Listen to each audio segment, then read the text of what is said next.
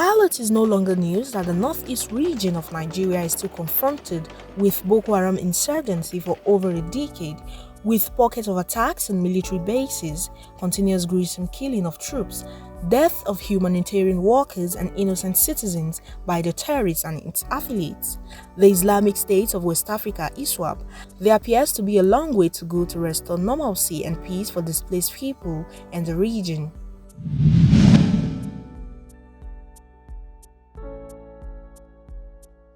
Time and time again, the Nigerian military have come out to declare through its spokesperson that Boko Haram has been decimated, but there are still constant attacks. The Director of Defense Information, Brigadier General Onyema Nwachukwu, said during an end-of-the-year briefing, in quotes, "Boko Haram is not holding any inch of our territory in this country. I want to make it very clear that Boko Haram and ISWAP have been decimated." End of quote. Onyema reiterated categorically that attacks are only on soft targets. They've been pushed into what we call the Tumbus. The Tumbus are the islands between Nigeria and the neighboring countries of Chad, Niger, and Cameroon, from where they have the enclave, so to speak, where they're hibernating, and from where they come out, infiltrate the public, and carry out attacks on soft targets. Some security experts and cross-section of Nigerians who spoke on condition of anonymity seem to have a contrary opinion. They said places like Dikwa, Maiduguri, Mungono-Baga Road have numerous checkpoints and roadblocks every few meters. The average Nigerian believe when they said the Boko Haram has been decimated, that means been defeated. There's a massive difference between defeat and decimation. So I think the use of language is a major problem there. And that's why I used to give an example in the modern context. When we say LOL, it means laughing out loud. Lucifer, our Lord, lots of love. It means a lot of things. So that's why we need to understand in which context is the word being used. And people they've turned the whole thing upside down. ISIS was decimated in Syria and Iraq. It doesn't mean ISIS is gone. Terrorism is something that is not just new. It's been in existence from time immemorial. Ever since the federal government in 2015 declared that it had won the war against insurgency, humanitarian organizations such as the United Nations Development Programme have made efforts to rebuild the Northeast through the stabilization program. But this has proved abortive. Displaced people have not been able to return back to their homes because they fear recurrent attacks that are certain. We do not still understand the nature of terrorism. And we do not understand, and that's because sometimes we don't read. We just want to be politically correct and say things politically. Terrorists want to attack soft targets. That's who they are out to, attack, so that they can create a serious psychological divide between the rule and the rulers. You understand? But unfortunately, we keep coming out to say this. We are going to Decimated what? Yes, we've tried as a nation. I cannot deny that. But that we have... I was here on one of your platforms some time ago when they said, oh, because of the closure of the border, nothing is going to happen again. That's the end of Boko Haram. Have we not seen attack repeatedly since that time? Have we not? Is it not thereafter that they killed the people, the aid workers that they slaughtered recently?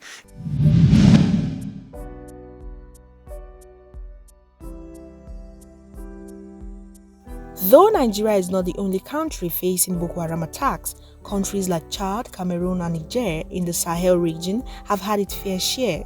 This perhaps birthed the need for the president of France with his counterpart from the Sahel region to discuss military operations against ISWAP. Not forgetting that in November 2019, France lost 13 soldiers in a helicopter crash. The Sahel region has been on the front line in the war against Islamic militancy for over a decade. The region is said to be playing the role of incubation center for Boko Haram, which has also hampered the development. While Boko Haram remains a serious security challenge and the armed forces says that insurgency is almost decimated, 89 soldiers from Niger were reportedly killed in a terror attack in Mali.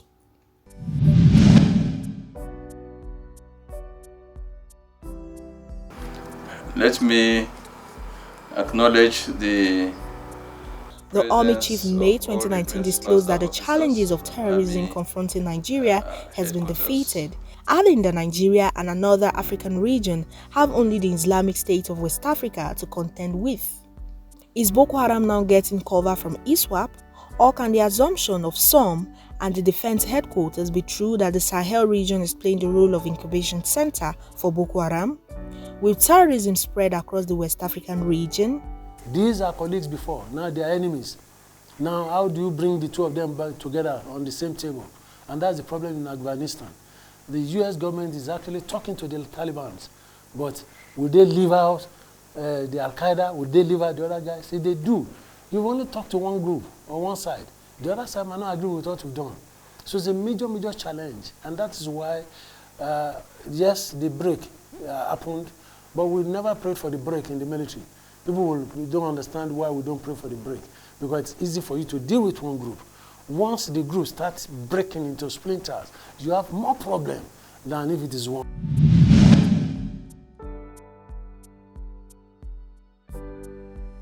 The fate of the remaining Chibok schoolgirls still hangs in the balance, as 5 years on, 112 girls are still missing, or rather in captivity as claimed.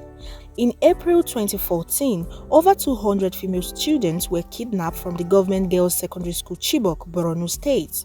A total of 107 girls have been freed from captivity after the government reportedly entered a negotiation with the armed group. On the 19th of February 2018, 110 schoolgirls aged 11 to 19 were kidnapped by Boko Haram terrorists from the Government Girls Science and Technical College, Dapchi, Yobe State. A month after, the federal government announced that Boko Haram terrorists had returned all kidnapped children, except for Leah Sharibu, who is still in captivity till date for not renouncing her Christian faith. It cannot be ascertained when and if Leah Sharibu will regain her freedom. And kidnappings are some of those tactics that terrorists and insurgents adopt to want to raise funds to support their illicit activities. It's an international thing. And unfortunately, a number of persons that are very dear to our hearts, we still have the case of Leah there. And I want to assure you that troops of Operation Lafia Dole are very relentless in ensuring that these people are rescued.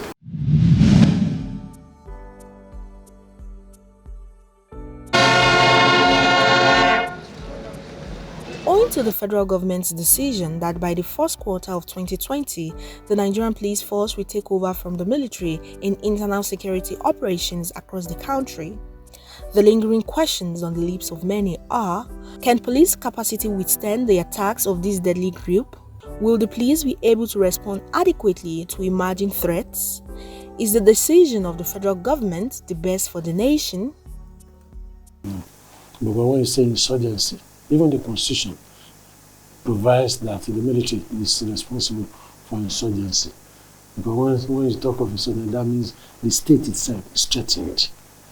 In other internal security operations, like for instance, serious communal clashes or armed robbery, whatever, if the police cannot continue, does not have the capacity to continue, the military comes in.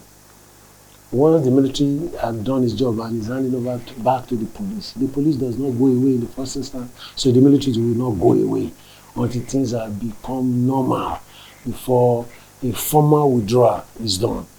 Security and intelligence experts also share the way forward to the lingering challenges. What we should be aiming at, how do we win the hearts and mind of the people? How do we counter the narrative of those that are radicalized, those that are sympathetic? Those are the instruments that should be looking at how to use, not even brute force, because brute force, how many will you kill? If the killings will solve the problem, we've killed a lot. Hopefully, people in the Northeast will live a normal life soon without fear of attacks. Roots TV, Nigeria.